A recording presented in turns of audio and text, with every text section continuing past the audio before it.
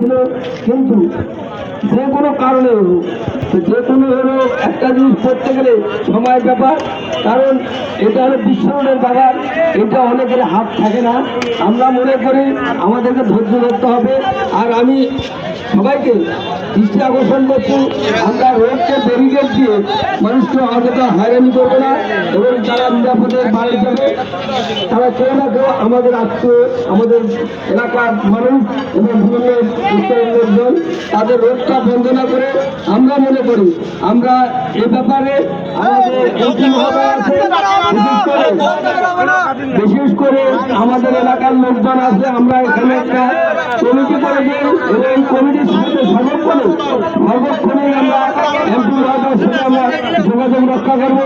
এই আশাবাদ ব্যক্ত করে সকলে সুস্বাস্থ্য কামনা করে আমি মনে করি আপনাদের আন্দোলন যুক্তিযুক্ত আছে, কিন্তু আমাদের রোড ব্যারিকেড দিয়ে রোড বন্ধ করে যে আমরা আন্দোলন করি, এই আন্দোলন কতটুকু ফলপ্রসূ হবে এটা আপনারা ভেবে দেখেন। আমি মনে করি রাস্তাটা আমরা আলোচনা করে অন্তত কর্তৃপক্ষ আছে, এমপি মহোদয় আছে, আসুন ওনার সাথে কথা বলে আমরা রাস্তাটা ছেড়ে দিই।